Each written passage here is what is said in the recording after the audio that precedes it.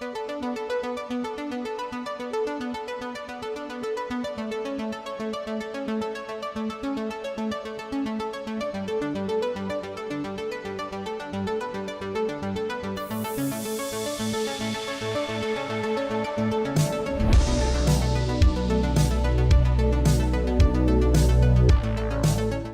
all professional and stuff here. Look at you got Austin Reddick with lighting and a microphone. Woo! Hello. A real part of the team.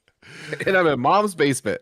And mom, we can really see the momness of the basement now, or the spare room, whatever. You know.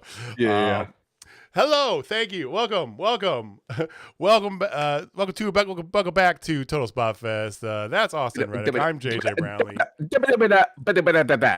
Like you just like totally like I went really fast through that. Like Max Headroom shit right there. Give us a comment, chat, if you actually know who Max Headroom is. Let's go. Yes, I'm old. You are indeed. What's up, Rog? What's up? Is that Chase or I don't know. It's Chase, yeah. That's Chase. Okay. Well, I don't know Chase. which one of them. Chase is on the case. Anyway, this is JJ. That is Jamie. That is Alex. We are coming back at you here. We got wrestling stuff to talk about, and Jamie forced us to do some Japanese shit. So, okay. It's not shit. It's horror, completely different. Because that's a different game. I went to the wrong website then because I was really no. You sure did. It's probably legit out there. Austin, how the hell are you doing, man? Let me ask you that. Yeah. I'm doing well. Got back-to-back shows this weekend. Triple L on Friday night in Denver, and then HCW here in Wichita on Saturday. So gearing up for that. Still doing pretty well in fantasy football. So yeah, things are going well. Jamie, have you doing good? I don't know what I just typed to. I had like something copy and pasted. I am not on my game tonight. So my free league, I'm 1-5. Whatever. Do not. But my money leagues 4-2 in both. Oh, I lost. Okay. I lost Jetta in one. So, but it's okay because like I had like a strong, amazing bench behind me. And actually I won this past week because the guy actually had Palmer and he got rid of Palmer because they said Palmer wasn't going to play and Palmer ended up playing in Monday Night Football.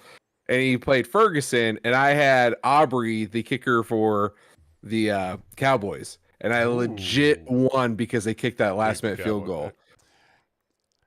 I had who was the kicker the Cowboys used to have that was really good back in like decade ago. I can't remember who it was, but I remember like when we were at Vince Solutions, Jamie, we were in that league in the the work league, and I won so many weeks because of him because the Cowboys offense was terrible, and he just go out there and kick like 5 field goals every week, and that was their offense, and it was like that was Dan Carlson for me last year with the Raiders.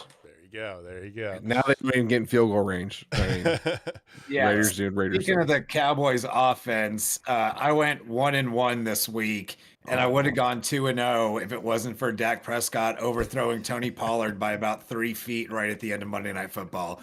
I needed 6 more points in that league, and I had Pollard playing, and my heart broke when he dropped that ball. Like, there it is, and there it goes. Yep, that would have been it. Yeah, that's why fantasy makes watching football more fun, because otherwise I wouldn't have really given a shit about the Cowboys and the Chargers. See, personally, I don't. Go ahead, Jamie.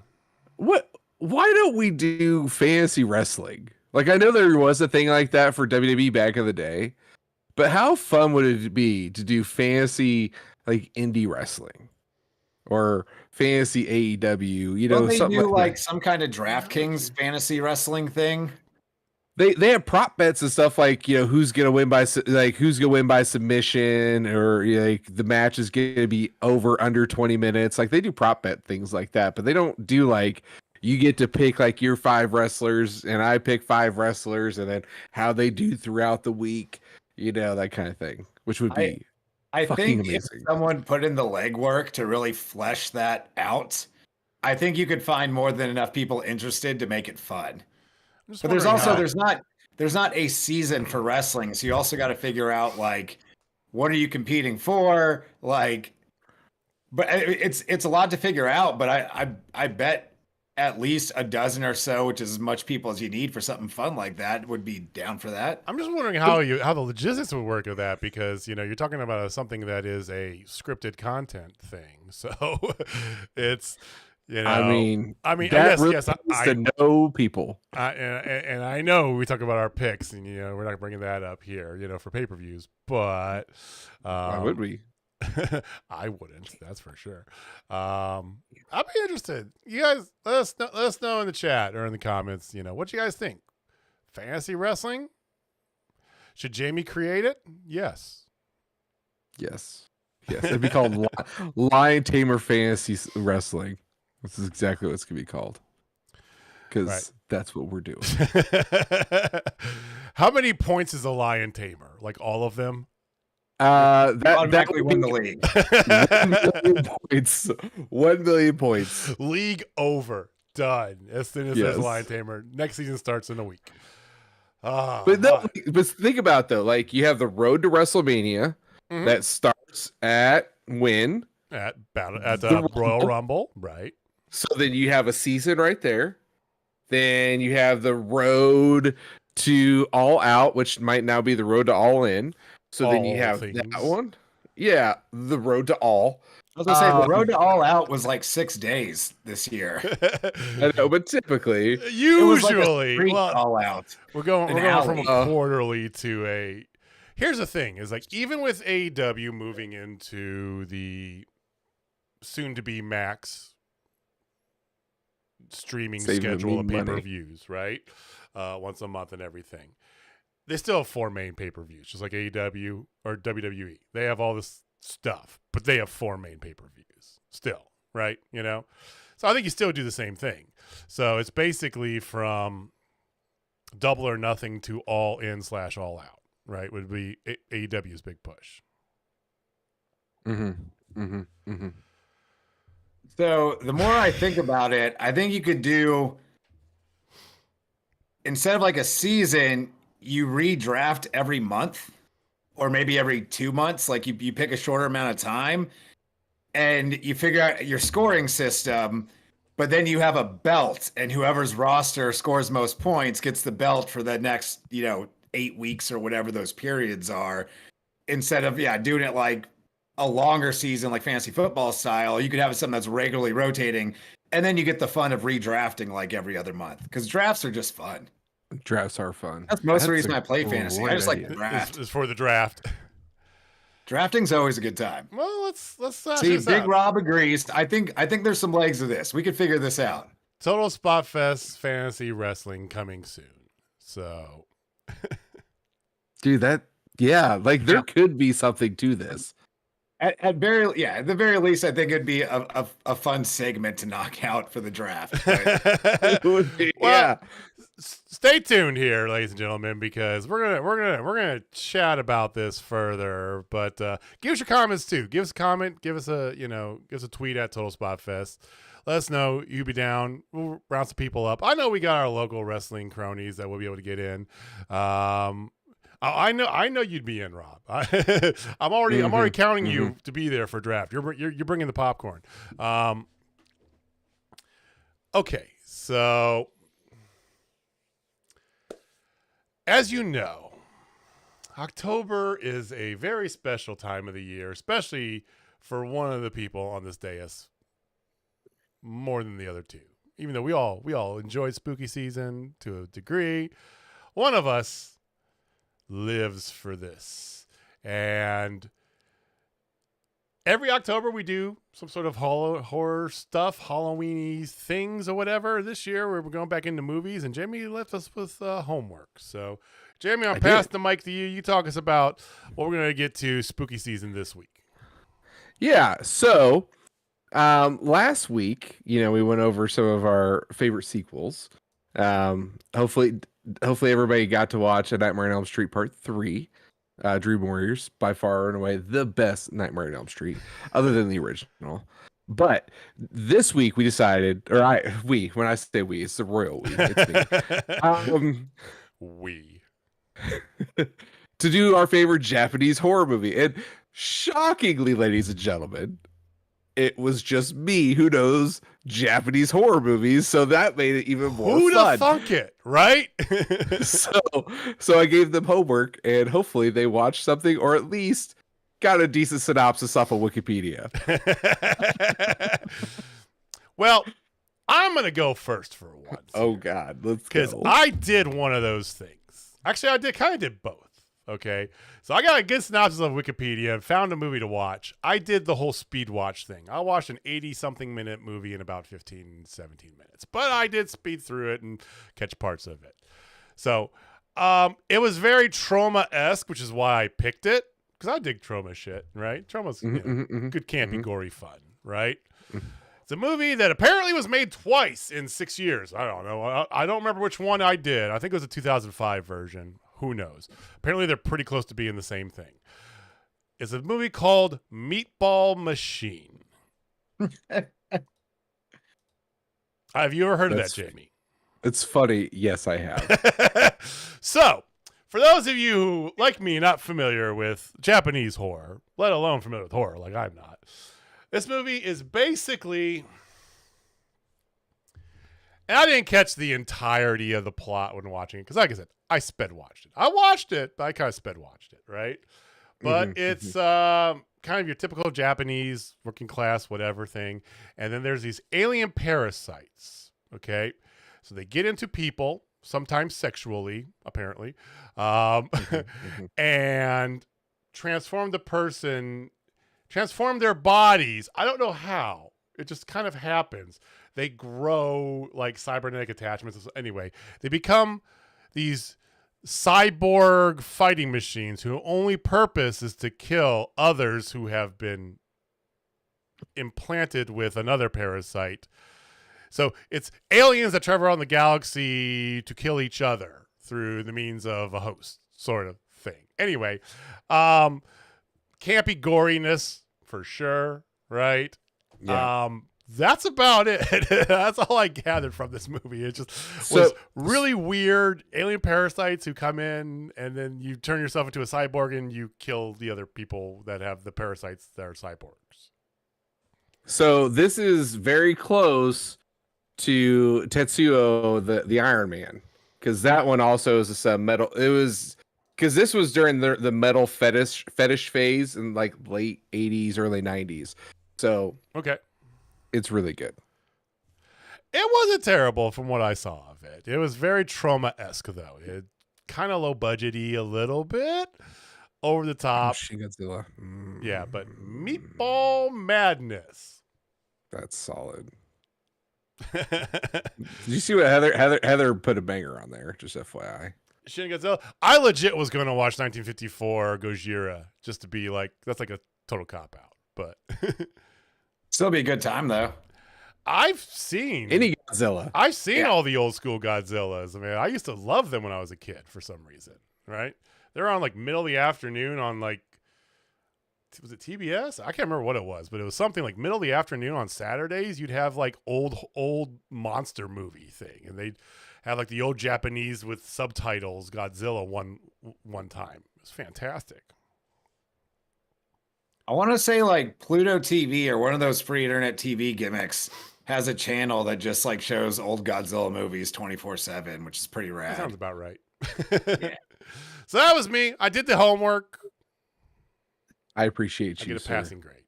Austin? Yeah, I did not do the homework this week. We sat down last night to watch a Halloween themed movie or spooky movie of some sort. And I browsed through some Japanese titles. Don't remember what any of them are, but none of them grabbed me.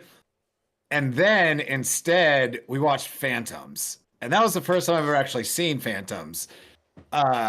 Outside of just hearing about it from Jay and Silent Bob Strike Back, where Jay tells him, Affleck, you were the bomb in Phantoms, yo. Affleck was the bomb in Phantoms. He really was.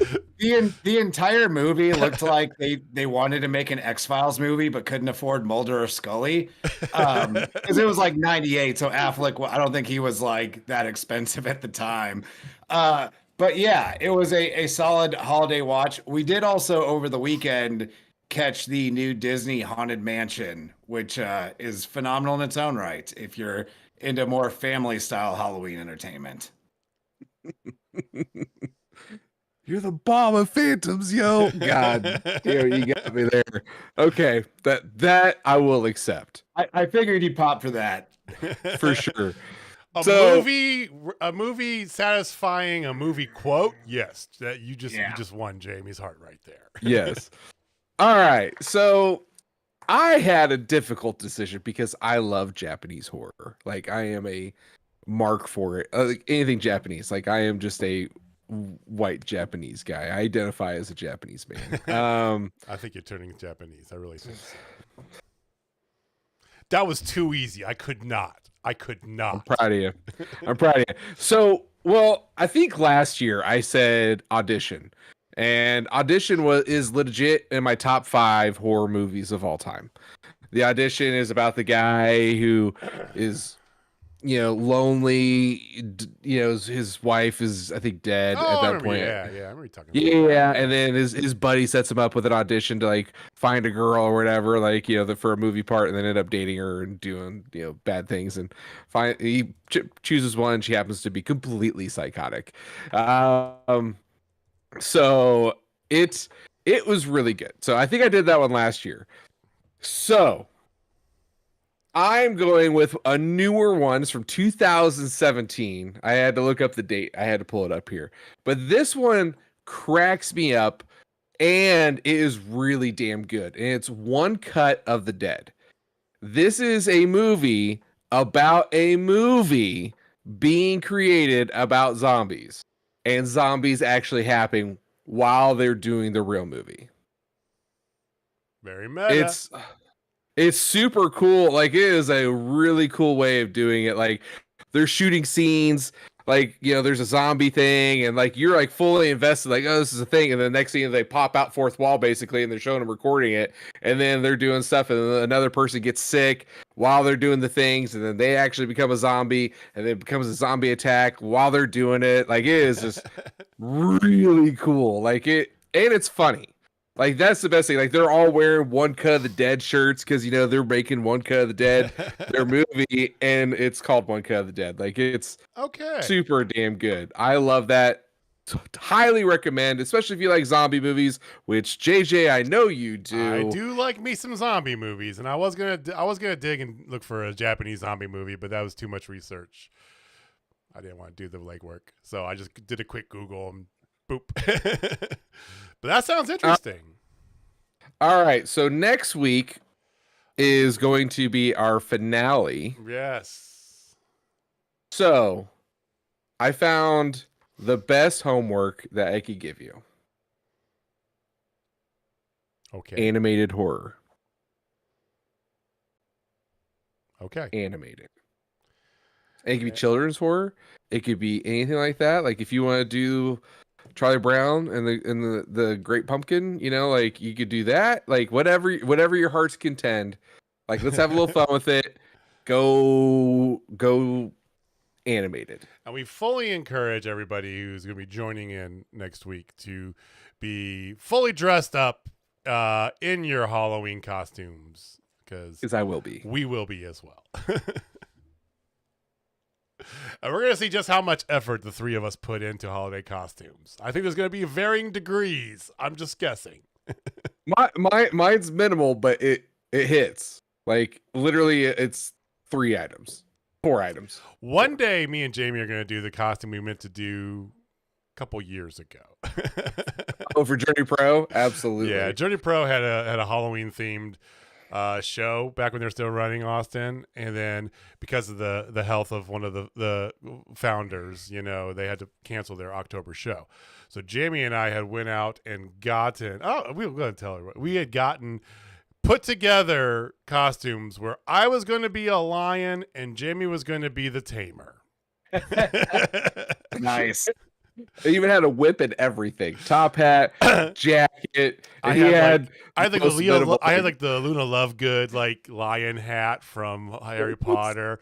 I went to like 4 Targets to find the right color like shirt. You know, it's like it's just like a Henley, you know, but the right color like waffle knit to match the helmet and everything. Yeah, it was glorious. But yeah, It was amazing. One day, Jamie, we'll get that. We will. And it'll be glorious. All right. So we don't have a stash of knowledge specifically this week, but we are going to kind of like rope some of that in because there was some wrestling news that we wanted to talk about. So over the past little bit here, I know today and, that recently there, because it's about that time of year where we get the list, the PWI list, the BWI, all that stuff. So we have thus far the PWI Women's 250 and the BWI, which is Black Wrestler Index, for those of you not aware, 500. So which one do you guys want to dig into first? You want to do PWI Women's? Let's do the BWI because I have start with BWI. Yeah, because I have that handy here. Okay, so that came out. I saw that just this afternoon because it came out. And you guys had not seen this yet, right? That's correct. I had seen like 1 or 2 names, but that was about. I hadn't seen the whole list. Okay, give me some guesses about who you think's at the top, the very top, 1, 2, and 3-ish. What do you guys think? Oh, I've brought it up and read, and the person I would have at I the told top you to wait is on that until we got here. We're gonna do it live. I brought it up like as we were jumping into the segment, and then it caught my eye. But yeah, my pick for number 1 is sitting right at number 1. All right, Jamie. For Jamie just yet. You haven't watched it yet. Give me some guesses of who you think would be near the top. Or do you have it pulled up too? No, I don't have it pulled up. I would hope it'd be an indie wrestler and not a mainstream wrestler. I don't want your hopes. I want your predictions. I know, man. It's tough. It's tough.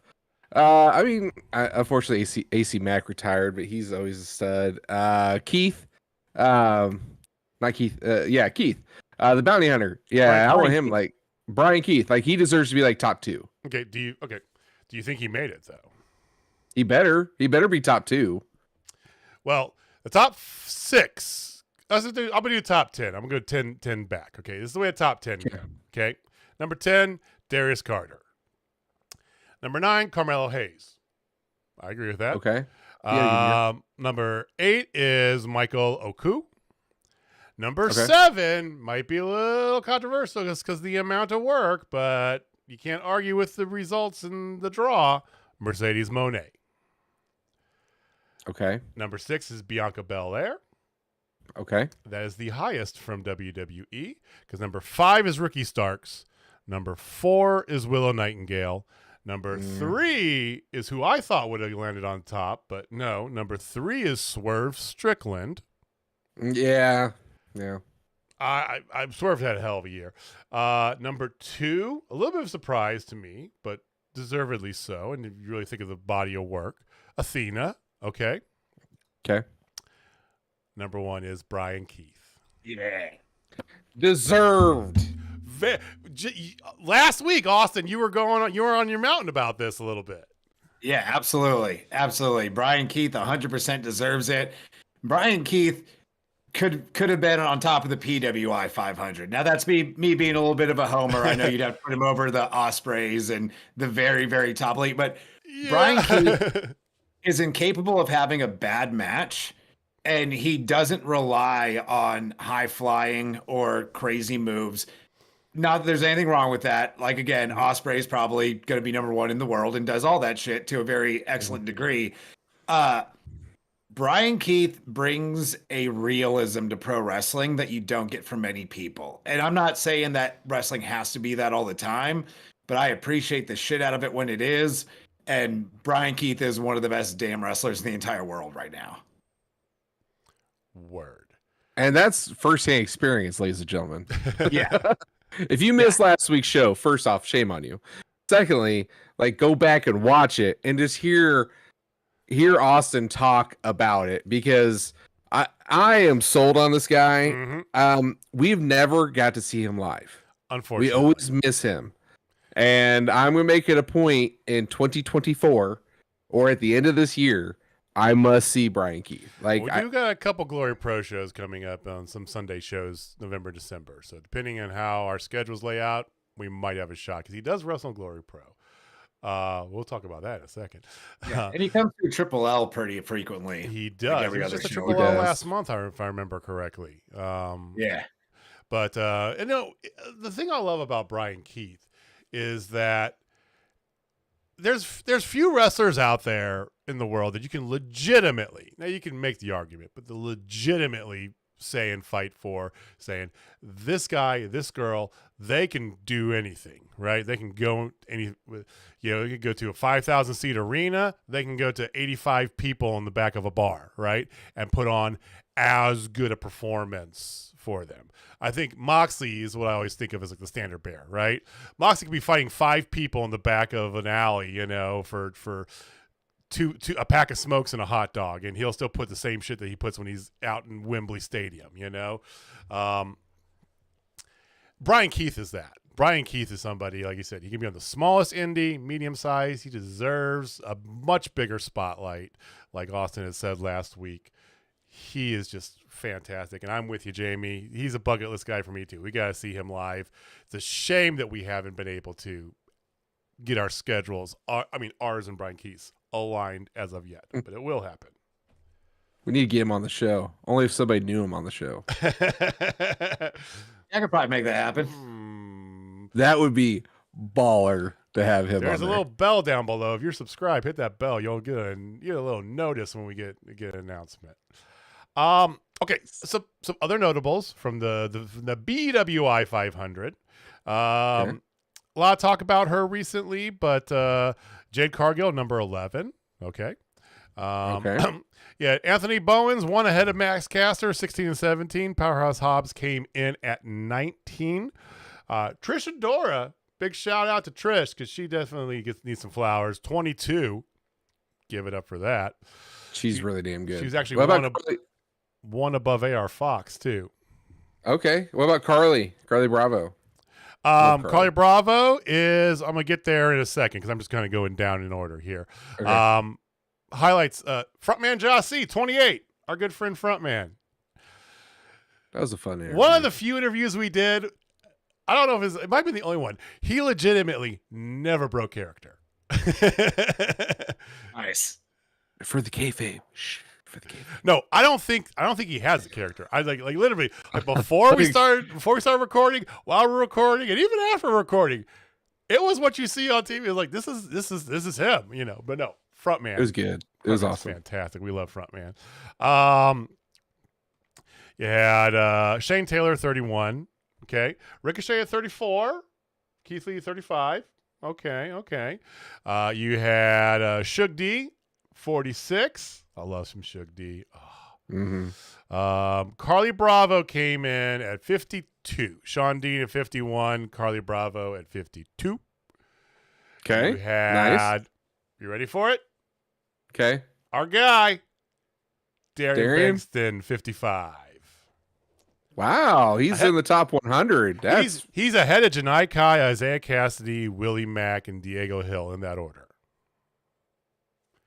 Go Darian. Wow. Go follow Darian Bankston if you haven't already. This man has got a rocket on his back. He deserves everything that comes to him.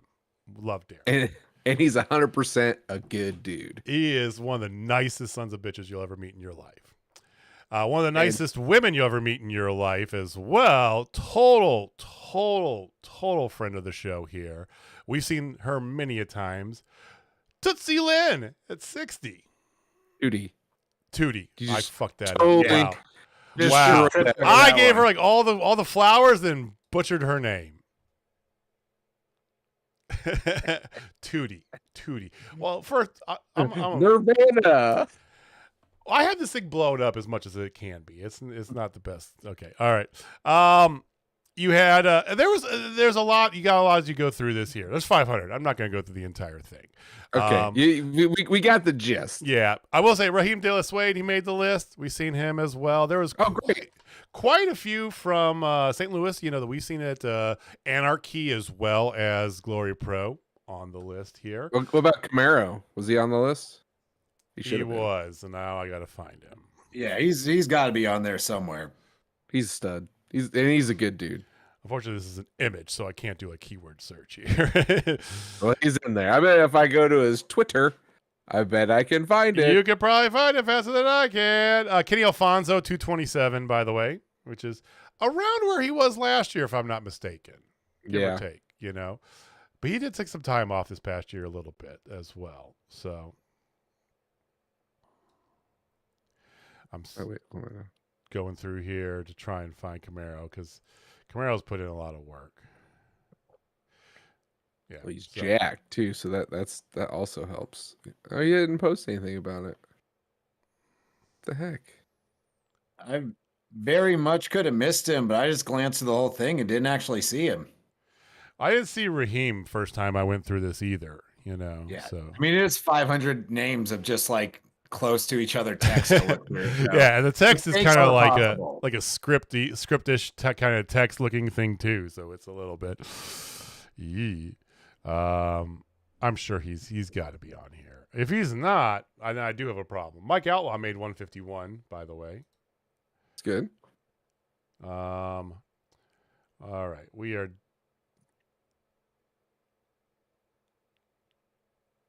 Well, oh my God! Well, if he's not on there, he certainly should be. Well, regardless, go follow him. Anyway, check it out. Let's go talk the ladies. Yeah. So wait, really quick before we leave this list, I got two quick. I got to point out. Number 41, Mysterious Q. He actually just injured his knee, so he's on the shelf briefly. Mysterious Q is, to me, like right below Brian Keith in the guys that have been really good at this for a very long time and deserve to be seen more. Brian Keith's kind of hit that. Q is just as talented. He just hasn't gotten out as much. But yeah, if you're not familiar with Mysterious Q, give him a follow on social media. Like I said, he's out injured right now. He mostly works Booker's ROW and some other stuff around Texas, but Q is phenomenal. And then I got to point out at 302, my boy Maddox. He's been out to Central States and he's been making it out to Kansas a bit, but mostly out of Denver.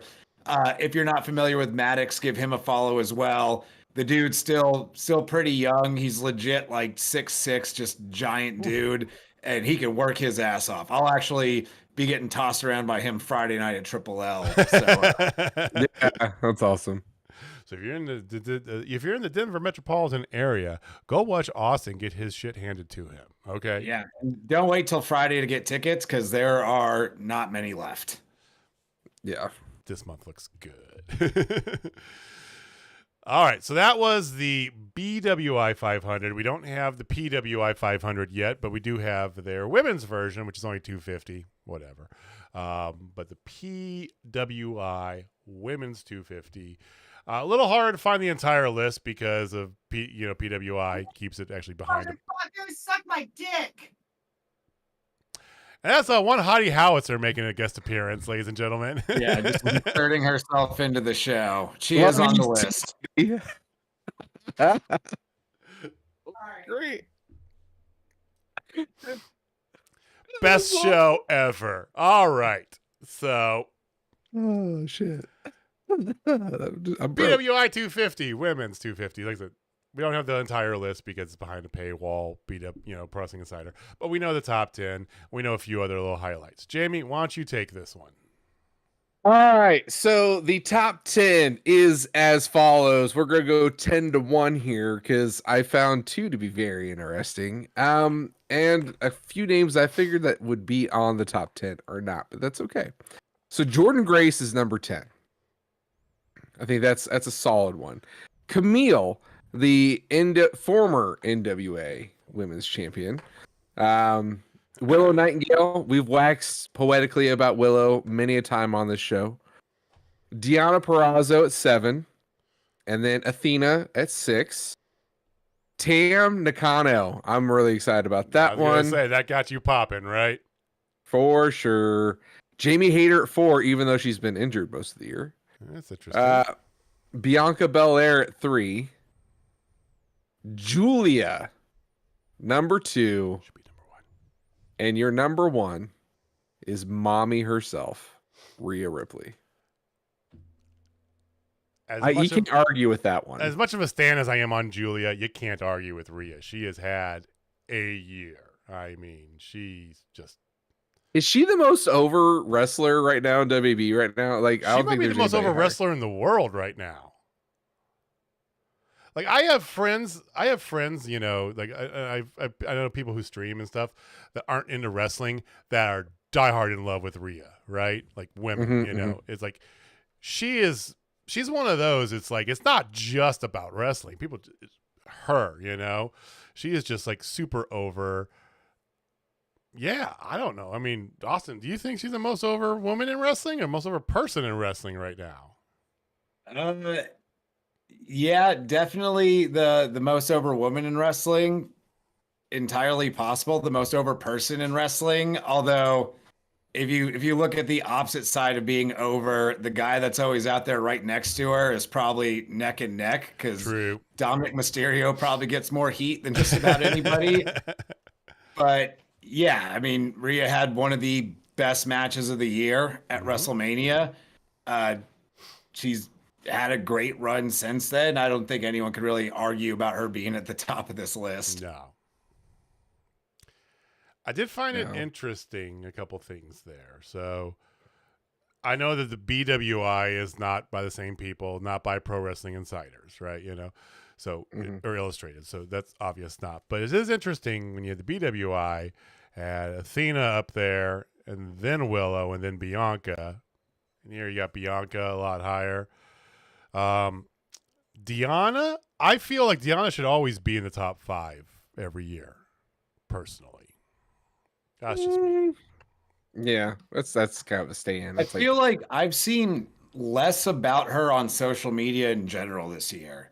Not necessarily, I don't know if that means she's been doing less, but I just feel like I've seen her mentioned less just in general in the last, since around the beginning of the year. I know that they've been moving the belt a little bit. She took a little bit of time off, you know, a little bit of a break, you know, but I don't know. She's still when you see her a lot, it's just like, she's still just, man, it's so damn good.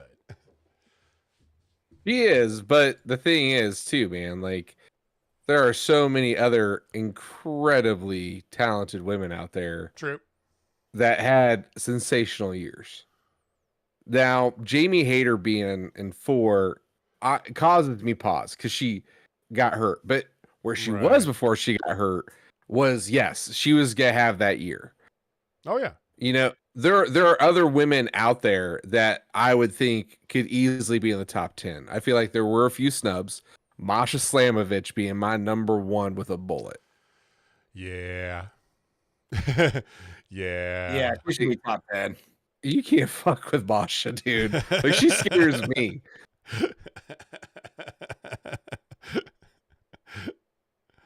Masha deserves it. Yeah, I would have liked to see Sheeta in the top 10. I think Sheeta's just been like a constant in the AEW women's division this year. And we can maybe talk about this more when we get to AEW, but I feel like Sheeta gets that just in general a lot, right? It's kind of like, oh, and Sheeta. Like, oh, yeah, Sheeta. Yeah, she's fantastic.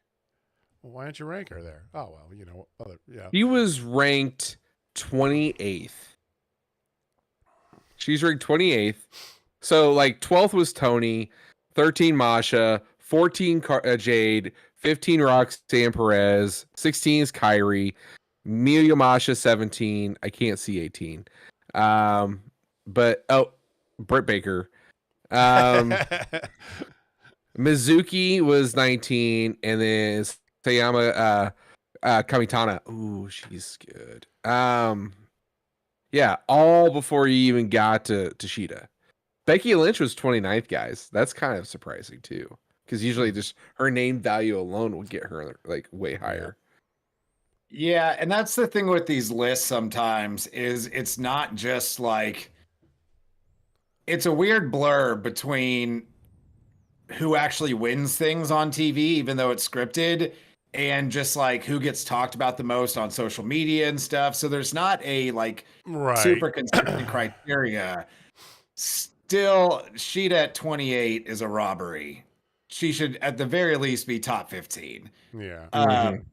Becky Lynch, I'm surprised she's as low as she is. I think she's probably accurately ranked just because they haven't done much with Becky Lynch this year. Like there's the Trish whole couple months storyline that just kind of fell flat, but it just hasn't been like as much of a notable year for her.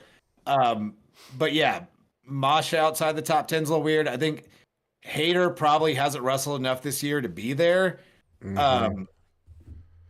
Tony Storm. See, I wonder if they started putting this list together like a month ago.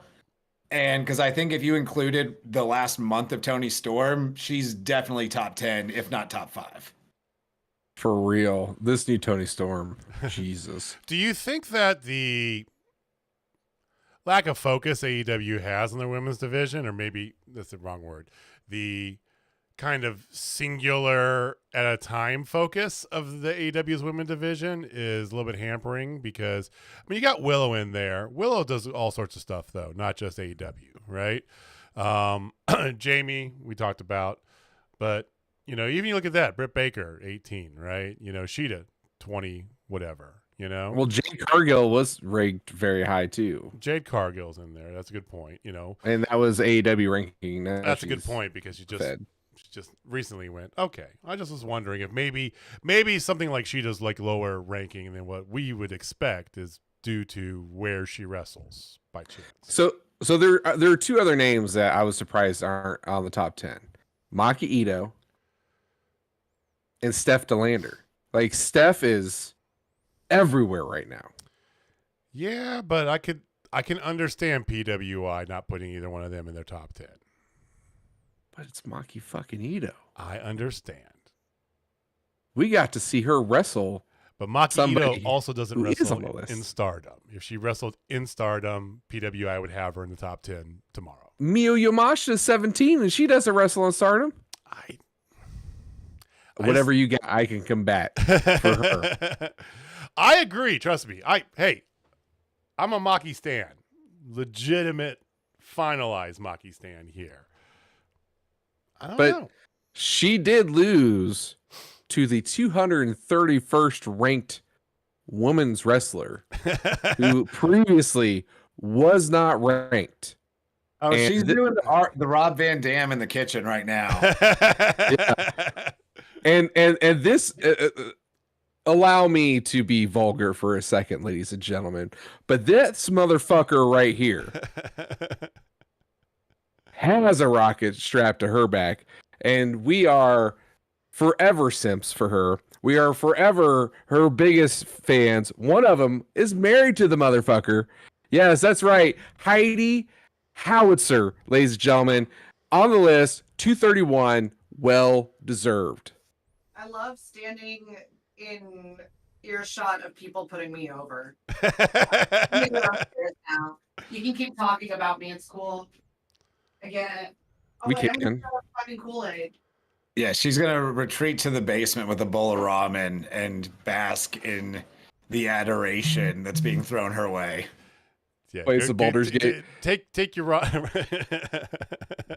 the Baldur's Gate. Yeah, Hey, ramen and Kool-Aid and playing video games. Ramen at and 10 o'clock Kool-Aid on a dive Wednesday. deep into some. What flavor Elven of Kool-Aid? sense. It's like the sugar-free red, like the punch. Good. Oh, Tropical punch. Tropical punch and cherry. Like, yep, only way to go. Well, you I said don't- correct the first time. Okay, Jamie. Kool-Aid doesn't have. Red. It's red. Red, Yeah. purple. Gatorade has colors. Oh, Kool-Aid Kool-Aid's has the same. Kool-Aid is more. Kool-Aid is more. Just what is that? What is that? Because every red Kool-Aid, I'll fight anybody for this. Every red Kool-Aid tastes the exact same. Yes, I was about to say the exact same thing. That's how you know it's just red. a color. Because it doesn't matter if you buy actual Kool-Aid or whatever the knockoff brand is. No. You're getting the same shit in the packet. It's sugar and dye. That's all you get. Yeah. And that's all you need, if we're being honest. I mean, yeah. But yeah. How about that Heidi making the list? Heidi on 231. Yay, Heidi. She's all right. Hey, who'd she ever beat? I mean, me, but Well, You, Warhorse. Just, Ooh, Sharkleberry. Oh. See, Heather gets it. Because we have Kool-Aid in our house. We have the jammers and shit like that in our house, obviously, because I have children. But Sharkleberry Finn is like a greenish color, and it doesn't taste green at all. I don't remember a green Kool-Aid growing up. That was the Ecto Slime, man. Oh, that was High C. the Ecto Cooler. Ecto Cooler. Ecto Cooler, yeah. That's not Kool-Aid. That's High C. Yeah, no, it wasn't cool. Hawaiian Punch did a green something that was pretty right. solid. Right. Yeah. Kool-Aid itself had like, it was like all reminiscent of primaries. You had like Avengers. red, blue, purple, orange. That's about it. All right. Enough about living in the 80s. Congratulations to Heidi and all the other women, deservedly so. Again, these ratings are good. Is there some tweaking we like to see from it? Sure. But hey, it's good to have on there, and it's good to talk about. Yeah, if you make it, you're getting noticed to some degree, and that's always a good thing. Absolutely. That being said, they are complete bullshit because I've never been on it, and I'm the best damn wrestler on this podcast. I mean, why? Yeah, Without why, shadow of a doubt, the best on this fucking 100% the best wrestler on this podcast. 100%. All right. I would love to try to put you on a line taper just for gigs. Bro, my back barely holds up to regular wrestling. Can't be getting submission moves. Especially that kind of submission move. Come on now. All right. What, Well, the greatest submission move of all time? Yes, you're right. let's move on Let's briskly move on, gentlemen. We're going to talk, and we're going to talk probably pretty brisk about this because there was a Dynamite episode that happened tonight. There was. It was a Dynamite. So, Jimmy, how do you want to do this? Do you want to just bounce around, or what do you want to do, man? Well, let's just do it this way. So, this thing had a few things against it. One, before the show even was announced, they only announced like 3 matches total. So right there, you're like, okay, what's going on with this show? 4 if you include the Battle Royal. And then the second big thing for me that got under my skin is they ended the show with the Battle Royal. That kills me. Why do you open a show with a Battle Royal? You don't close with the Battle Royal. You open with a Battle Royal. It's like Tony blew his load last week, Kansas City, and then on Collision, and it's like he had nothing left to go for round 2. I'm sorry, that was very bad. That's bad analogy. I'm sticking to it. But he had the Battle Royal, and a Battle Royal is always something fun to go to. Mm-hmm. And they committed one of the cardinal sins of pro wrestling. You can't make a Battle Royal not particularly fun. And I don't know if we want to jump right into the main event. Let's do it. We're just going to bounce around this thing because tonight was a hot... It should have been. And we're starting with tonight's Dynamite was a little bit of a trade line. So let's just do it. Let's go, Austin. And I didn't even think I didn't think it was the entire show was bad or anything. I kept finding myself getting distracted in a way that I normally don't when I'm watching Dynamite. Like, it was fine. And there was some stuff I genuinely enjoyed, but just nothing that like really grabbed you tonight. And this Battle Royal, it got announced last week. I love a Battle Royal. You could give me a Battle Royal in every show. Cool. Get me like 20 dudes brawling and you get to see some different faces interacting. Like, it's a good time. What's not to like? I don't know what the rhyme and reason towards selecting the gentleman eligible for tonight's Battle Royal was, but it made no sense to me because you had the guy you knew was probably winning anyway because they did an entire angle about it last week. You had one other guy that's somewhat built into that angle, and then you had like 10 dudes you knew weren't going to win. And on a roster this deep, for a prize that your world champion has held for 4 straight years, Can we not get a Keith Lee or a Miro or even Hobbs, who was clearly in the room because he was out in the ring earlier that evening?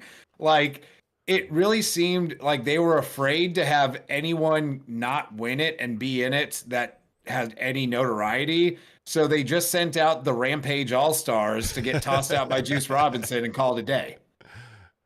Essentially. Yep. I mean, other than they did have a dance off. Yeah, but that kind of goes back to what I was just saying. Daniel Garcia looks worse for being in this battle royal. Like, he's now lumped in with all the guys that never win anything. And I mean, he's in a feud with his own teammate, Daddy Magic, who I love 2.0. Is whatever, he is not in the best shape he's been in. Let me put it that way. Okay, Daddy Magic. And he has not been looking that great the last few matches I've seen him in either. And that's what you're putting up. I don't get it. And then you had the Hardys, and you had Dustin Rhodes. It's like the whole show felt like either all the big names were tired and had the week off, or Tony didn't want to commit. I don't know, but B Squad Central is what it felt like. But I even felt like the talent they had on the show, Battle Royal aside, and that was just bodies to fill out a Battle Royal. I thought there was still plenty of decent talent on the show, and like I enjoyed the matches that were there. It just nothing seemed to be that important. Yeah. And coming off the heels of a great show last week where you were building things, it was 2 hours of Wednesday Night Wrestling. Fine, but excellent point. Yeah, because we've found multiple times when you have this magnificent Dynamite. You have this magnificent show, right? It seems like always the week after is like a exhale moment for the entire roster, and it's just like we're just gonna throw some stuff out there, and it's gonna be a decent show, but it's not gonna be a knock your socks off show. You can't keep that level every week to week. So I mean, that's to be expected. So I mean, they did from 1997 to 2001. That was a different time, Jamie. Just saying. So, yeah, beautiful time. But you had the gimmick of the Battle Royal this week, which should be your perfect out for, like, as JJ said, you just blew your load on this phenomenal show last week. We got to let the creative juices reset. That's the time to do a gimmick. Like, make the Battle Royal a bigger part of the show, throw more people in it, and let that just kind of be what we're doing this week. It's this big Battle Royal. Don't worry about the stories. We'll give you a little bit. You could have ate up a half an hour with that sucker if you really wanted to, right? Yeah, absolutely. Like, really dive into it, Why were there only like 12 guys? That seemed like such a weird, arbitrary number. Dynamite dozen. And like, you've got your world champion out there on commentary, and the winner's going to wrestle him next week. And yeah, it was 11 guys he would definitely beat, and one guy who might cheat and beat him. And that guy you knew was going to win, because that was the whole story. Yeah, it was. And then the finish of it, I don't like cutting away from a battle royal. Like, if you want to make the battle royal look even less important, cut away for a solid 45 seconds of the stage while the last two guys are fighting over winning this thing. It was such a rare miss for AEW. Like, it's been a while since they've done something that just did not land at all. And this was unfortunately one of those things. Yeah. I'm trying to find some fun way to spin it as like a positive, but I mean, okay, Jamie. It is what it is, and I hate that saying it is what it is, but yeah, you could have thrown Swerve in there. You could have thrown, like, you could have done some storyline pieces in there. Put Hanger and Swerve in there, and they just basically go after each other and they just knock each other out. But again, you prolong their storyline inside the Battle Royal. Like, we've seen that happen so many damn times with so many other ones.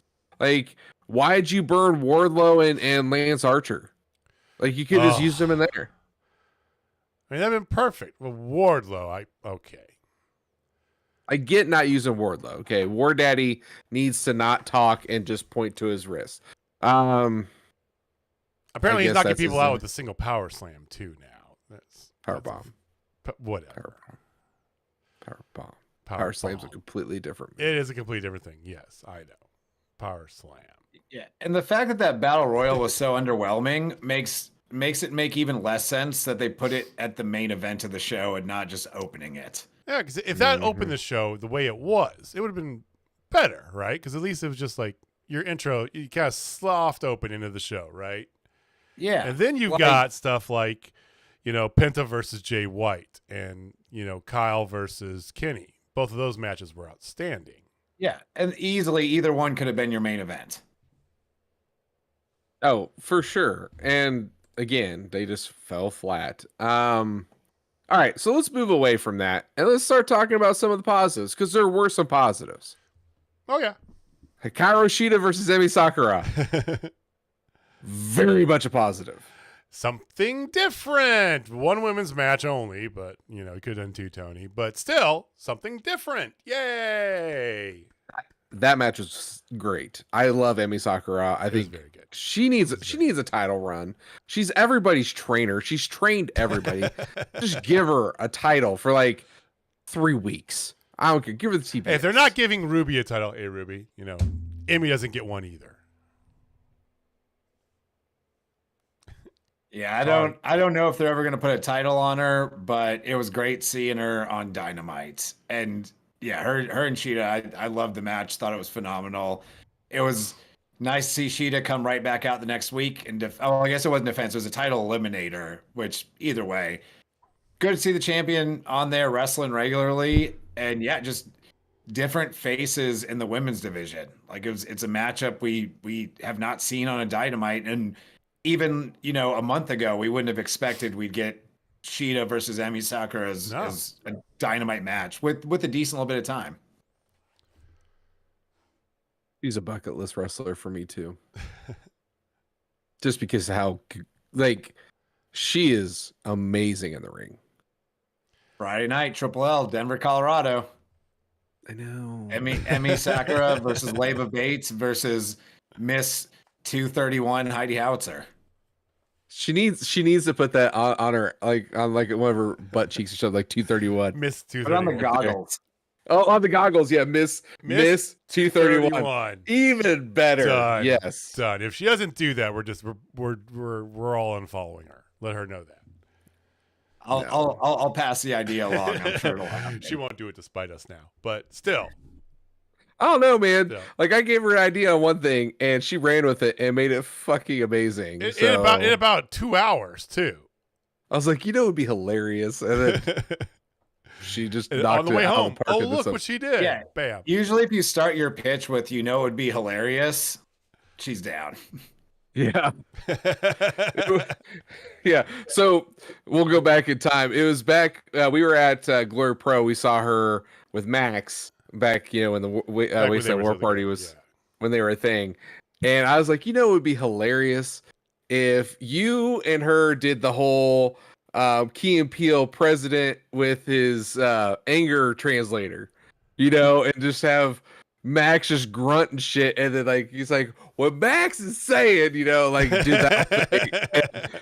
She thought it was hilarious, and then they did a promo for Glory Pro, and it was absolutely amazing, 10 times better than what I thought it was gonna be. It was so but yeah, good. she's so yeah.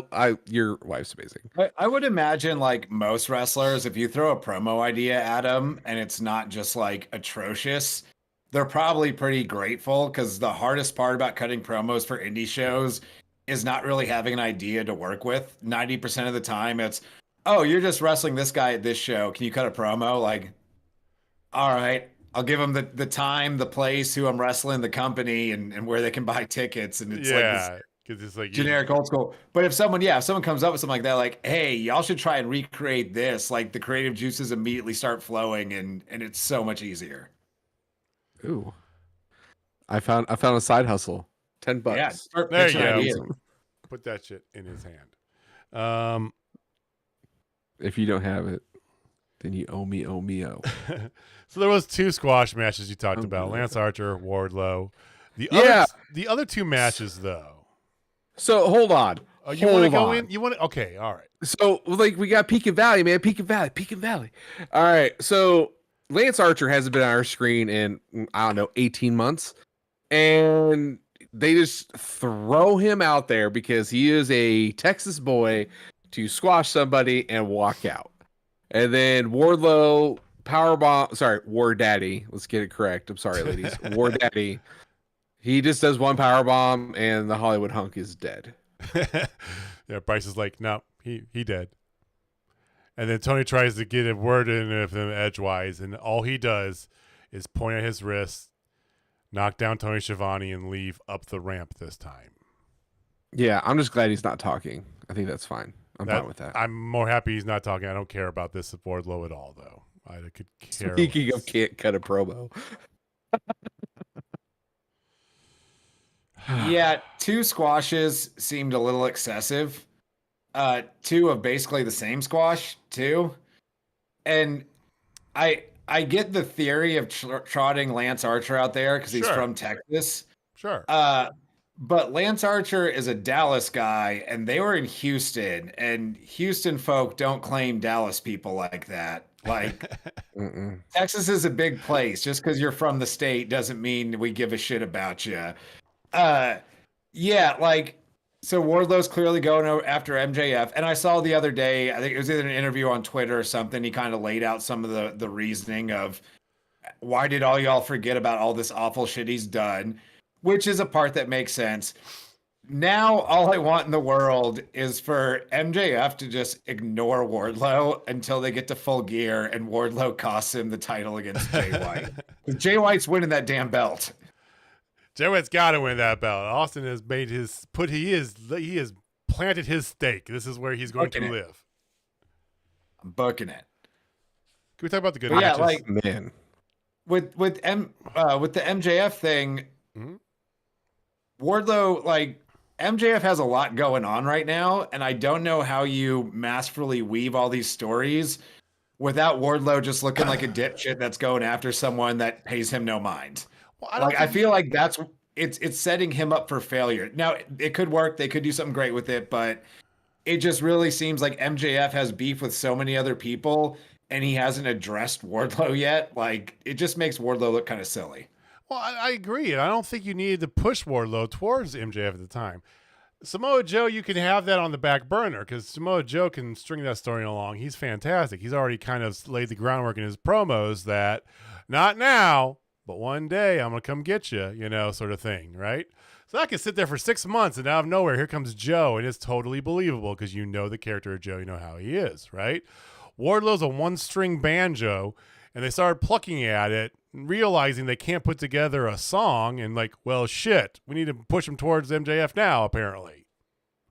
Because the other option would be, what, Jamie? You do this for the next 3 months, he just comes out every single week, beats up some schmuck, and leaves? It's already gotten old. So, I mean, what else do you do? well, So you could change the schmucks he's beating up. I think one way this could work, and I don't want it to go this way because it screws with my rock solid prediction that Jay White is becoming AEW champion. But if you want to make this something interesting for Wardlow, have Wardlow start taking out the guys that are going after MJF. And it's not to help MJF, it's because he's the one that's going to take MJF out. That adds an interesting layer to the character, and it gets a little bit more legs out of it instead of him beating up Dolph Ziggler Jr. in 30 seconds. Jamie, what were you going to say? Oh, I was just going to say, like, they're trying to build up this whole MJF thing without Adam Cole. Like, he has no backup, and all of every single one of his skeletons is coming out of the closet. Like, I feel like that's what they're trying to do. And I get it. I just don't know if it makes sense right now because, like, you have this whole Adam Cole, finally walking out on Roddy. on Roddy, and which was great. I found that great. But it just, I don't know, man. Like, I hate to say it, but it's just too much right now. And it's like, you could back it off just a hair, let this whole thing come to fruition. let something happen with Adam, even though he's hurt. You know, I still think it's work. But then you have the floodgates open. Then you have the floodgate, like when Adam's completely out of the picture. But you have all his stuff going on too. It's confusing, man. This game's confusing. I don't mind the fact that, and whether he's hurt or not, once again, I'm 50-50 on this. I think he actually is hurt. I don't think it's as serious as it is, maybe. But anyway, we'll find out soon. I feel like it's a good thing to do because in my opinion, the main goal is for Adam to betray MJF. That's like the final death stroke. That's the wrong word. It's the final stroke in making MJF mega face, right? You know, getting his heart broken, you know, totally turning him over. And so you're adding all these demons and all this stuff. And you got Jay White, which is an unexpected kind of entry, but I like what they're doing. You have Joe still there. Wardlow's a skeleton from the closet. Cool, right? He's trying to be a better person. He's not going to run in the ring and this and that, you know. You've got the Max Caster thing, and who knows where they're going with that, you know. But you got all this stuff coming in that he still has that one lifeline to grab onto. I still have Adam, right? I have my BFF. And when he stabs him in the back, now it's going to be even more emotional, is my whole take on it. So I think it's all kind of side music to the main event that is Adam Cole versus MJF. But we'll see how that plays with the injury, if it is an injury. Who knows? Yeah, I think that's the destination. I think the path there is just a little muddy right now. You had last week MJF cutting this just fiery baby face promo and like really leaning more into being a baby face. And then this week he just kind of seemed like regular MJF again. Mm-hmm. You know, kind of going back to the Battle Royal. Why is he going down and paying Dustin Rhodes $100 to try and eliminate Juice? One, Dustin was going to try and do that anyway because you have to eliminate everybody to win. But two, you're a babyface. This guy, like, and his buddy stole your belt. He's been taunting you. Why wouldn't you sit there saying you hope Jay White wins so you could, or not Jay White, Juice Robinson wins so you could beat his ass next week? Like, it's I weird. believe he paid him the money to do the nut shot. The Shattered Dream, yeah. I wish they would have put that over on commentary a little bit better. Same. Right. Because that would make more sense. I want you to hurt this guy is what I'm paying you for, right? Yeah. But Well, even then, coming back on commentary, he's like, "You guys like that nut shot? That's what money will buy." Blah blah blah. Like, you know, and then he could have went right into it. Could have sold it better. Dude, there's a battle royal going on and no one in it likes Juice Robinson. Just get in the ring and kick him in the nuts yourself. Like nothing's stopping you. It was disqualified. Battle Royals have no disqualification. For the life of me, cannot figure out sometimes some of the invisible barriers in the Battle Royals. There's no disqualification. What are you doing? Why are you hiding in the ring? Who cares? There's no disqualification. You can pull the ring out. It's fine. Yeah. No, it was weird. Like I was saying earlier, it was just a lot of stuff that just didn't quite land like I think they were expecting it to, and it brought the show down a little. But still a solid show. The Roddy Adam Cole stuff was funny. Yeah. Which one did you guys like better? Did you like Kyle Fletcher Omega, or did you like Penta versus Jay White better? I liked Penta versus Jay White better. I thought Fletcher and Omega was very good. I thought Kenny killing him with a 4-move combo and him still kicking out was a little much for just a random Dynamite match. Yeah. I think Kyle Fletcher still, and I get the point of it. Like, hey, make Kyle Fletcher look like a big deal, kicking out all this shit. But he looks like a big deal just hanging with Kenny Omega for the better part of 15 to 20 minutes. It was good though. It was a very good match. It was a Kenny Omega match, which I enjoy just fine. But I'll take Penta and just about anyone, let alone Jay White, just about any day of the week. Like that's just more my style. I love that first match so damn much. I want to be that guy who's like, oh yeah, Kenny Omega, Kyle Fletcher was like the best match of the night. No. Penta Jay White. Like, dude. Like, Penta's amazing. And then you put in Jay White, who, you know, who's got 39 and a half abs. I don't know how he's got the half, but he's got it. It's just ridiculous. Like, and he can wrestle. And yeah, no, the Bang Bang belt, I love it. I just love everything about that match. It was just. And Cardblade having its own title. Cardblade has his own belt now. Yes. Absolutely. I should have bought the mini Cardblade. I should have. I know. It'd be right here, right now, right behind me. So perfect. I don't know why. The only thing about Penta and Jay White that I didn't really like was just the generic distraction finish at the end. Like, have MJF run down there trying to get his belt back, and in the chaos and commotion, Jay White cheats or something to beat Penta. Like, just get a little bit more creative with it instead of the Britt Baker finish. Well, the problem is they pulled more out of because they're really trying to sell this whole Juice Robinson MJF match next week, right? You know, they had this from Collision. They had him got the $24 TJ Maxx cubic zirconia ring, right? You know. He used it on Penta. He used it in the Battle Royal. We get it. He's going after the ring. Okay, we get it. The match was fantastic. Yeah. What'd you guys think of Gone with the Storm? God bless Tony Storm. And thankfully, I personally love RJ City being involved with this too. Yeah. RJ City's great. Yeah. The pearl necklace joke in the middle of a commercial.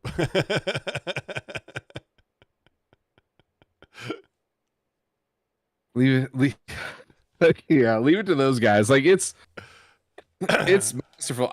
Thank you, Tony, for letting Tony just run with it, because this is some of the best character work I've seen on Dynamite. Period.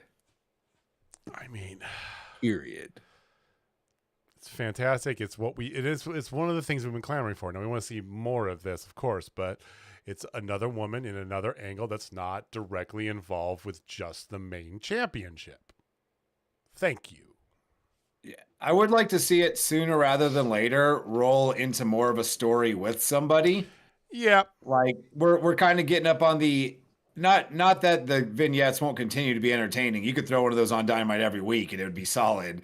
But now let's start pushing the character towards anything.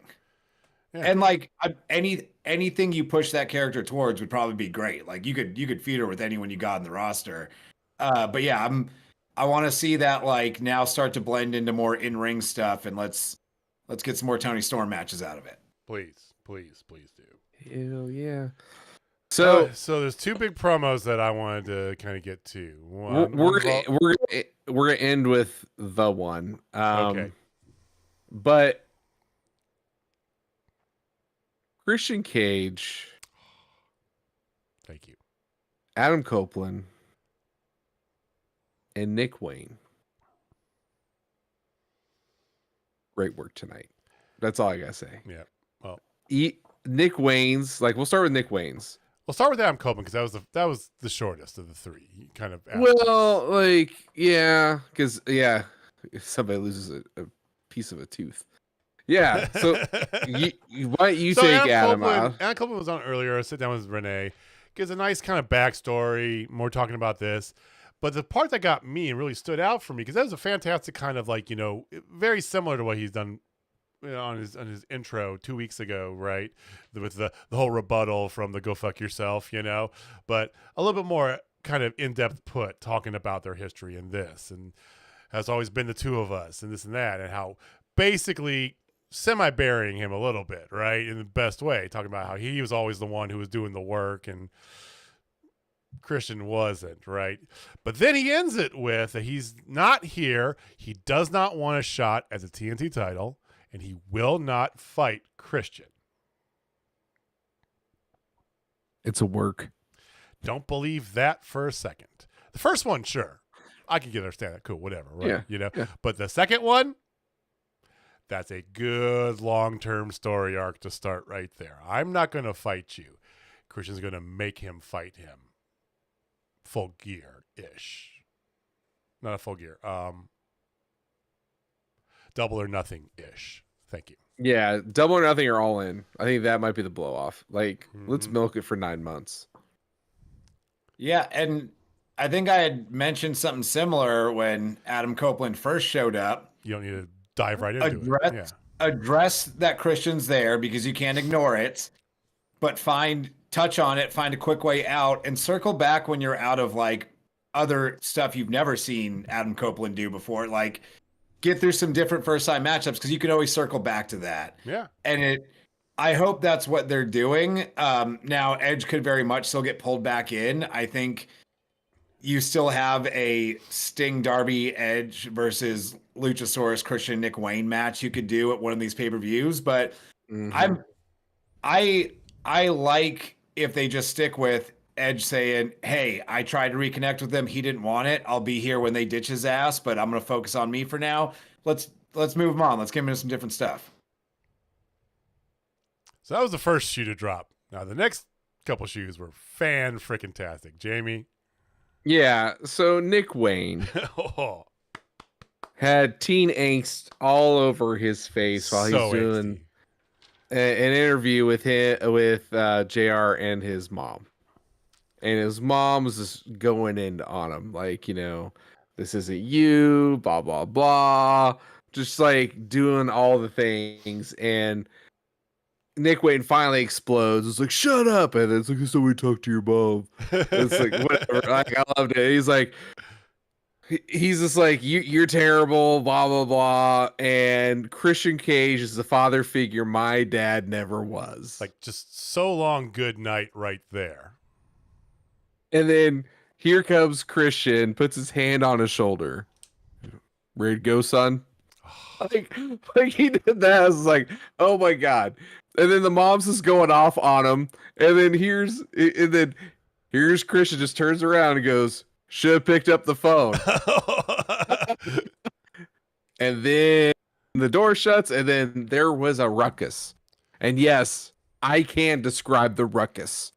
So it's a Breakfast Club reference for you guys. But he started, like, you hear all this stuff, and then there is Darby Allin just beating the shit out of both the guys, and then he ends up, Darby takes Nick Wayne out to the main area, and Nick Wayne is lost about a quarter, if not a third, of his front tooth. Yeah, I think when he got thrown into the bike rail barricade, he went mouth open first into it. It looked bad. No, it looked good in a bad way. Yeah. And then, of course, here comes Luchasaurus Rex, you know, or the right hand of destruction, which I really love that nickname for him. Yeah, that's a solid one. That's a good one. That is a great fucking nickname. That's a good one. Yeah, so then there you go. That was that. I mean, my favorite part about everything, of course, was the angsty kind of, you know, Nick Wayne and the mom portion. It was so good for Nick Wayne. I was quoted as saying the only thing that would have made it better when he made the turn is if the mom had been like the slow clap, right? Yes, son. You know, I still stand by that. That would have been a fantastic turn, but this is just giving it even better legs for the long haul, right? It's an old trope, Austin. We've seen this before, you know, the wife, mother, sister, right? You know, why are we going to turn on our family? You know, it's an old trope, but it's a good one. And it's always got, because it always got emotion to play with it, you know? Yeah, I thought the end of the sit-down interview segment with the Christians, the father my dad never was, and let's go, son. That was great. The stuff preceding it, I just never like when they make pro wrestlers, let alone a pro wrestler's mom who's not a pro wrestler, try and act. It comes off very Jerry Springer-ish. Like, it's just kind of awkward. Now again, they got to the end. the end part of the promo, all the post, all that stuff was great. But yeah, and especially having JR there in the middle, who JR doesn't seem to know what's going on half the time anyway. Yeah. It was just a little weird up until things started getting heated towards the end. JR was fantastic. He could have just been out there going like, "It's my father, my demons," and people would be eating it up. So I love JR. It was perfect for the in between. Let's end it. Let's end it with the word. Don't give that word quite yet. Yeah. So ladies and gentlemen, I figured this would be a good one for us three because we are a little bit on the older side. Or at least two of us are. One of us still has a 3 and is their first number. For a little while longer. Not us. But I feel like this is a good one because I feel like we all can go down memory lane here. So Sting has officially announced his real retirement, not his 2015 retirement. And he's going to retire at Revolution in 2024. That's where he had his first match with AEW, and this is where he'll have his last match. So I wonder who's going to be the retirer. There's been some speculations. It could be Christian. It could be Goldberg. Somebody threw that out there.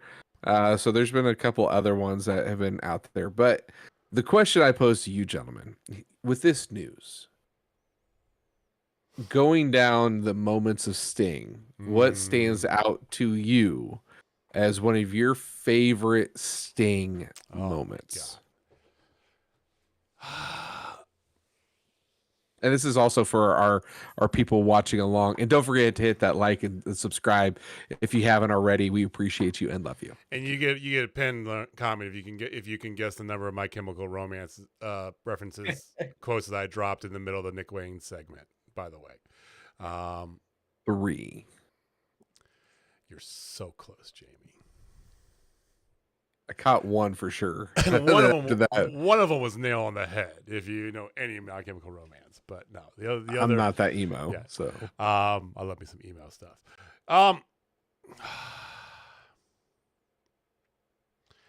don't want to just do one. Okay, I'm a cop out. I'm gonna do more than one, but I'm gonna say probably the most obvious one was the initial Crow Sting. Right? When NWO happened, it was, and we talked about this in the past, right? It was a shot of adrenaline to the wrestling arm. It was something completely different out there on left field. And the only way, I think the best way for that storyline to go with the way it was, because you had these 3 ruffians with Eric Bischoff that were just doing whatever the hell they wanted, in WCW. They eventually, they had a couple people kind of come and go. Rick Rude, was he there? No, he's not.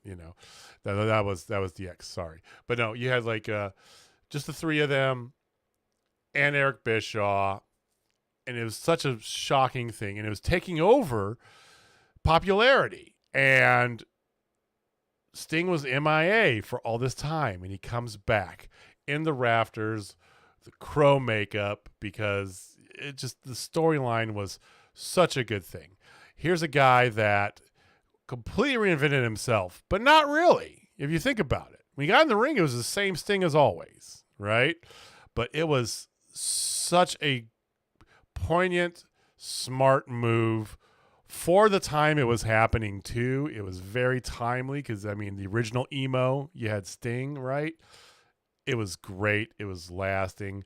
It's what initiated, I will say, the Monday Night Wars. And it wasn't just because of NWO, but NWO had to have that counterbalance. And yes, there was Goldberg, there was DDP, there was others, but really it was Sting. That's a great one.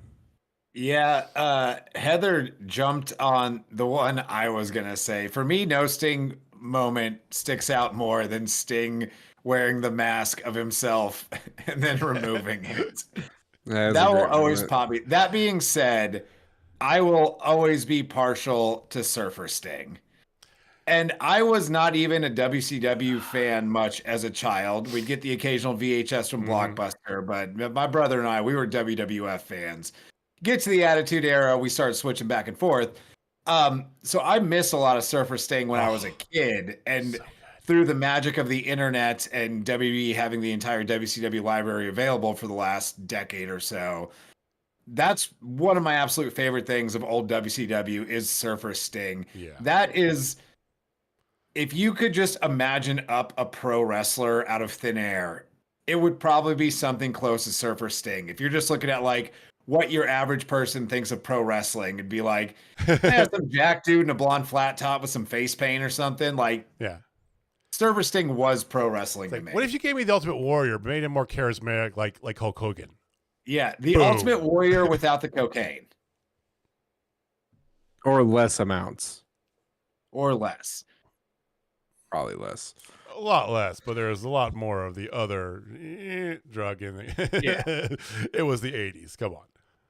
So for me, Sting had like 18 things I can think of. Like the first time, we could first time he came down from the rafters, the time he signed with the Wolf Pack, like that was a great moment.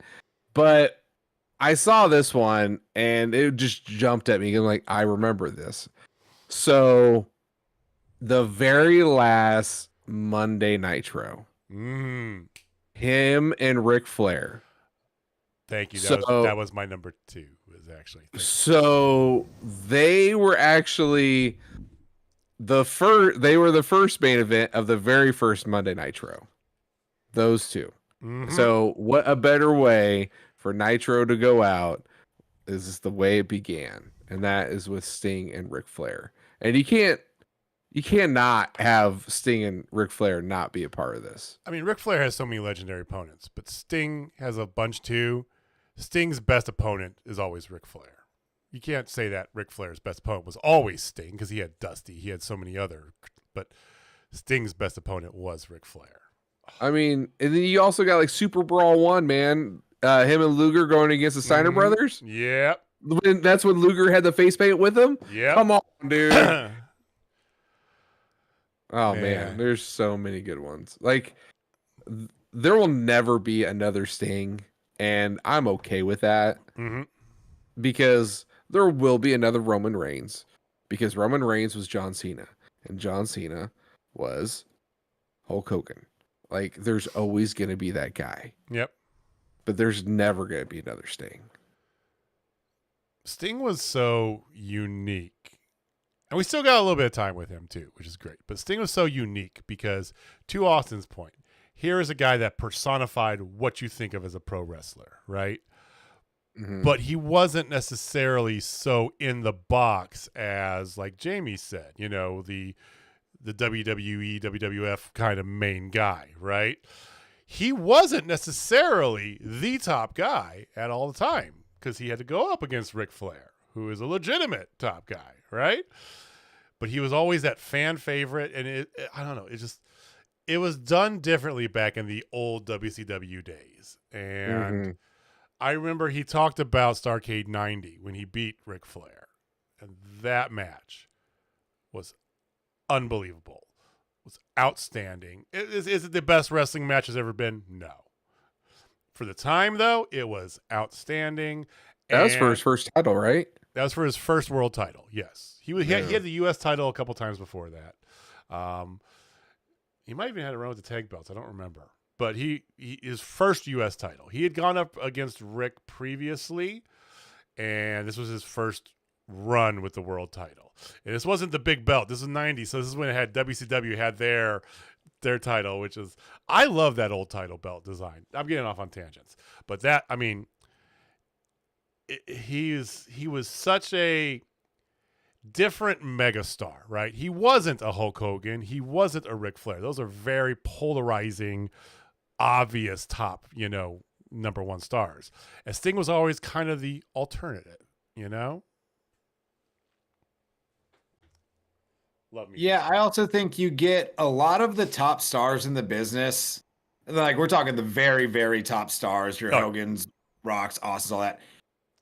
it almost seems like a lot of them would have been famous doing something else. They just happen to be in the wrestling business. Yeah.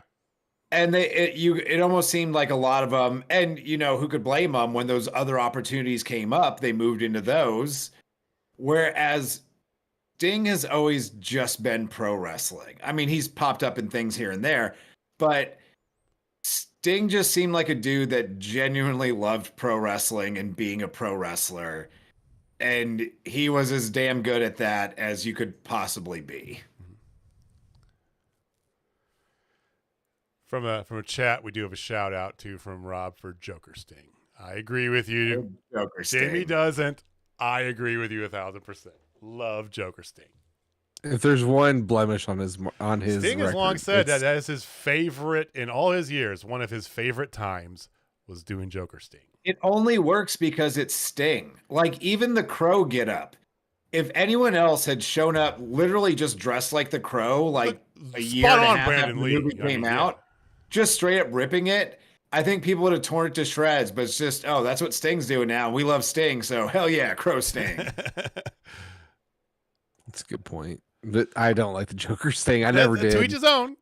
But yeah, for what it's worth. So we got a couple months more of Sting. So early prediction. Who do you think is going to be? We'll do this real fast and then we'll get out of here. What do you guys think for his last match? Who's it going to be? It's a January, right? That'd be January. February. Is that February? Early February? Okay. Yeah.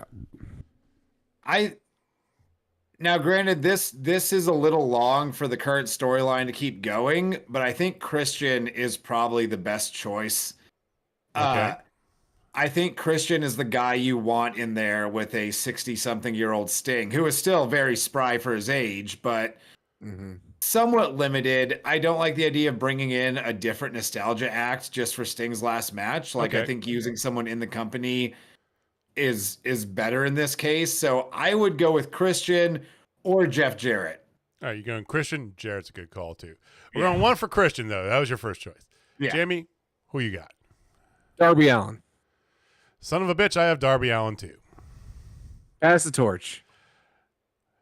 He is such a wrestling guy. What's a more classic wrestling thing than putting over the young guy on your way out?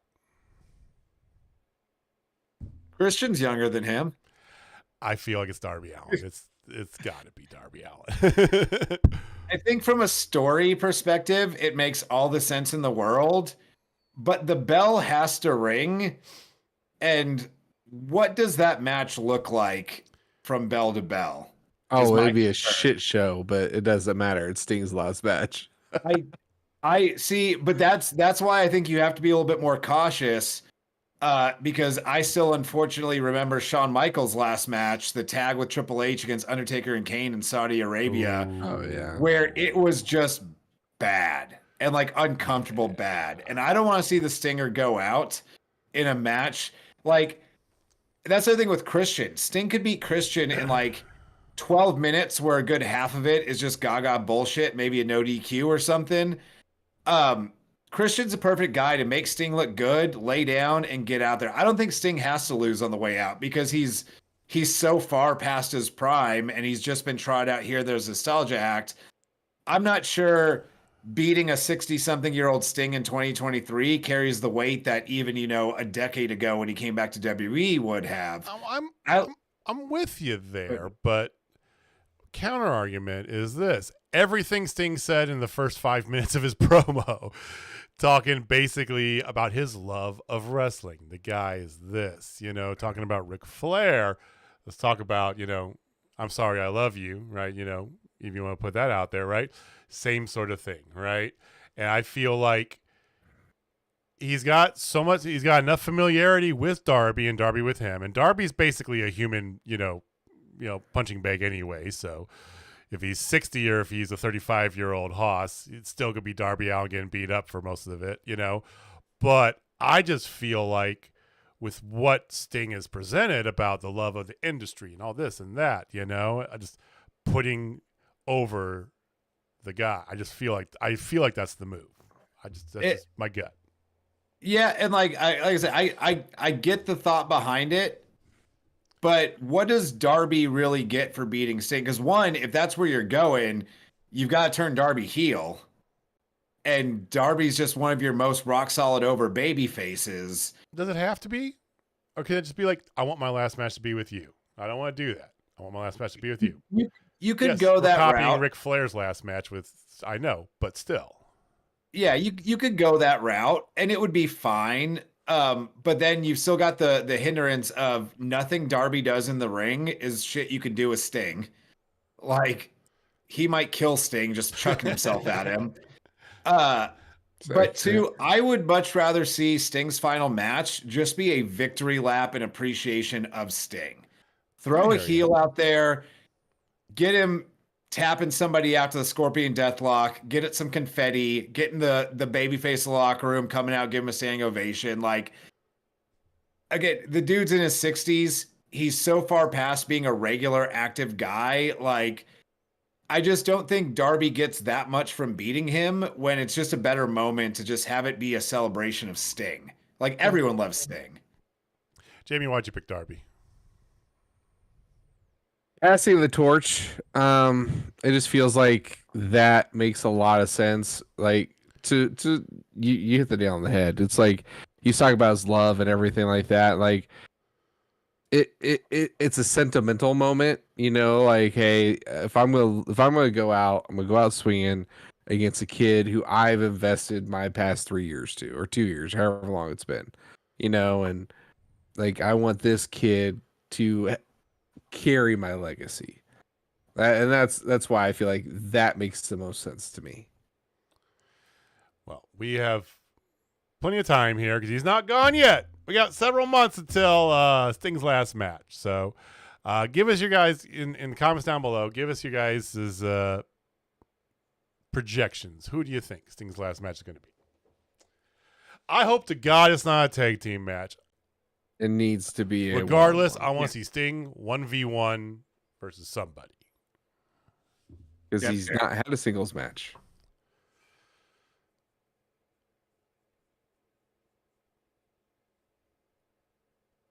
Has he not had a singles match in AEW yet? Like, that's right. I was like, did he say? Wait a minute. Luckily for you all, I got a pornographic memory. All right. Well, next week we get the Juice Robinson blow off with MJF and whoever knows what else. And PWI 500 should be out pretty soon. We can bitch about that when it comes out. Congrats again to Miss 231, Heidi Howitzer. Please go see her and Austin Reddick if you are near Denver this Friday evening. Tickets are almost gone, so if you want to go see some good wrestling in Denver, get on it. Triple L, baby. We'll be back next week. Same bat time, same bat channel. As always, thank you for watching. Thank you for listening. We appreciate you giving us some of your time. Jamie, take us home, man. All right, ladies and gentlemen, if you're not down to Spotfest, I got 3 words for you. 13 days, bitch. All right, guys. See you next week. Peace. Later.